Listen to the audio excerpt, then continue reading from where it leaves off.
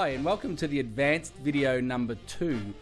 Now in this video I'm talking about the circle and the square, it will make sense, the reptilian brain and the fear of reprogramming, and again just a quick look at the wind products. Now the reason being, I figure you have come this far, you've watched the earlier videos and you're working through here, there must be something in your playing that you're not happy with. You're looking for answers, you're looking for a way to explore new avenues to further your skills, and we're all constantly doing that. Now Arnold Jacobs, if you haven't heard of Arnold Jacobs, you must check his work out. He was the tuba player from Chicago Symphony. He's written books on respiratory system. He could have been a doctor. His dad was a doctor. He knew more about how the body worked and the function of breathing and how the instruments work than anyone that's ever walked the planet, I think. And so I've learned so much from reading his material and talking to people that learnt off him. That is, by the way, one of the most precious things that I've got from doing this website and these videos, meeting people and learning from them as well. Like, I teach on Skype, more than welcome to contact me. But I've found out some things from students on Skype that I'd never heard of. For example, the reptilian part of the brain. I'm constantly talking about reprogramming, but about 2 weeks ago, and what's it now, February 2014, so 2 or 3 weeks ago, I was introduced to the reptilian part of the brain. Now we've got the frontal cortex, which is both sides, the left and right hand sides we always talk about, but there's also the reptilian part of the brain, which was very interesting for me to learn. Now the reptilian part of the brain is it's in control of the fight or flight. It's the one that looks left and right when you cross the road and makes sure you're not in danger. Now this particular student of mine who was telling me about it says, "Thank you very much, the reptile part of the brain, for caring for me when I'm trying new things on the trumpet, but really you can go to sleep and I will just take care of the trumpet, so you don't need to look after me." And so that fear and that those negative thought processes that you get through your mind when I'm getting you to do new things are from that part of the brain. Fascinating. Hi Gloria, thank you for that. Now, so the circle and the square is a very simple concept about how to incorporate the new ideas, the new visualizations, the new sensations, the new concepts into your regular playing in order to help you advance. Now, if you guys are like me, when I made some pretty serious changes to my playing, I was doing a television show and I was working in doing theatre productions as well, so very professional gigs. But I had to continue working, but I had to relearn the way that I was doing things because I was at a dead end. And if you're at that dead end, you can break through it, but you must be prepared to try new ideas and develop new sensations. So basically the idea of the circle and the square is, as you work through the book, it's structured in a way that will allow you to figure out where you are realistically at with any changes that you're making.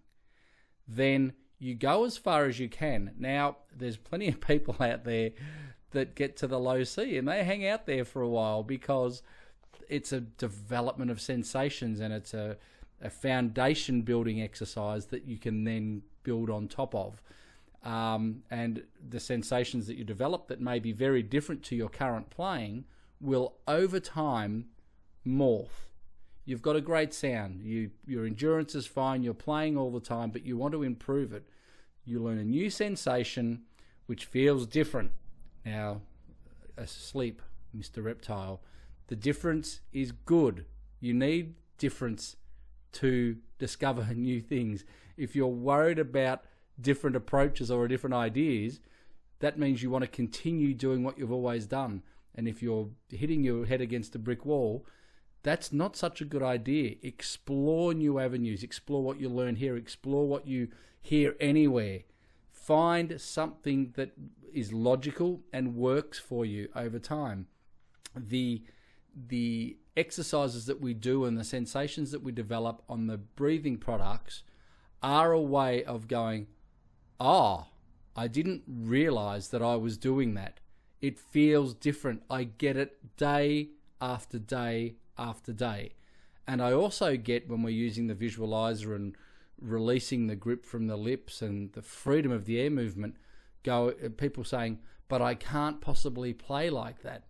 Now, I've been through it, and it was purely based on logic and on theory that this new sensation had to work. And it took me a very long time to believe that, because those negative thoughts kept coming back in. But eventually, when you go over it and over it and believe that it must work, then you will get the results. It just happens.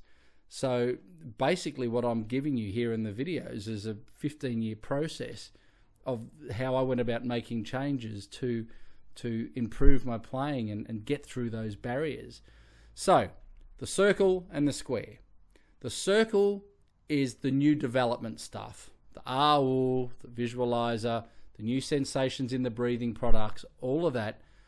Then adding the lead pipe. If you're lazy like me and don't like taking your tuning slide out all the time, I got lead pipes made because they're really handy, and I've got one in the car. You go through that process. You go through putting the lead pipe on the lips and no sound coming out. If you have no idea what I'm talking about, go back and watch the intermediate and the beginner videos, and it'll all be explained there. But these new processes, if you've discovered them, and the whole idea of shape may be challenging. So that's cool. I love challenging because it's a point of difference. Okay, you can feel the way you're doing things, and you feel the new sensations, and they're different, and you go, well, I'd love to play like this, but I can only do this. That's why you need the book, because it shows you where you're at, and you can keep a bit of a track of it using the diary and everything in the ebook, and you can slowly and gradually build. Instead of opening, there's a squillion books, and you just turn the page and there's double C's and everything there, and it's heart and soul destroying, or there's exercises that you can't play. This is a more gradual process. So you go, aha, this is why I cannot do what I want to do, because I can feel where I'm going wrong. Now the breathing tube, the wind tunnel, has made more drastic changes to more people in the last 3 years that I've met online and through doing the site than I could ever have imagined. I used it, it's like just you get the toilet roll. It's nothing flash, just a bit of plastic, and I've got a neck strap so you don't keep losing it like I do toilet rolls. But the amount of people that have just gone, oh, okay, I get it. Close your eyes. Wow. Now, you might find that you can only play a low C like that. That's totally great. And the low C is going to be easier and probably sound better. And you can do it for longer. And then when you work through, you'll hit a point. It might be the D or the E or the F or the G or lower notes or middle C. It doesn't matter where. Once you hit your limit in the book, and then you've done your warm-up for the day, that's the circle. You don't go back into the circle once you leave. When you're in the square, repertoire, big band pieces, concertos, jazz tunes, whatever you're learning, you're in the square. Don't go back into the circle. Don't go back to the gym 3 and 4 times after you've worked out and burnt everything out. That doesn't make sense. The brain can't learn that fast. So once you've done your real sensation development, basic foundation development, some range exercises, whatever it is that you're working on, once you've hit your limit, or you've gone through the process, forget about it. You're in the circle here.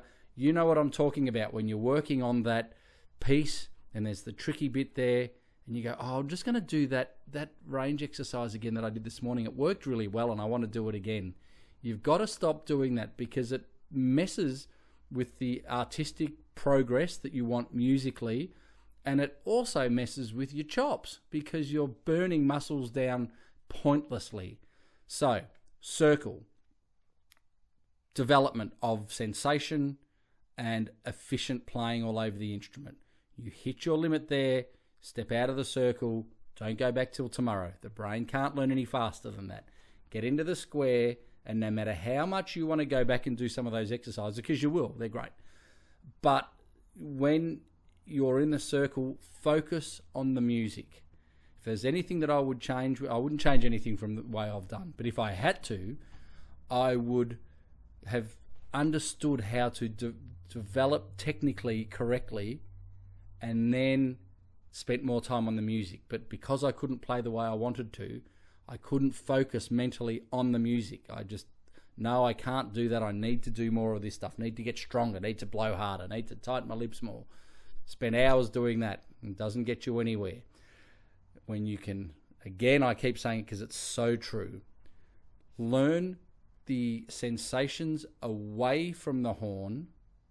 Don't let Mr. Reptile go, no, that's different, don't do that. Then when you've got the sensation, slowly incorporate the instrument into the sensation, into the practice.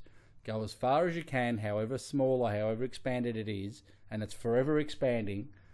Once you've done it, you're in the square, you're playing your music, and you'll improve more musically. You'll be more efficient. You'll be play more efficient because you're not tired and constantly working on tired chops because you've done too much technical development.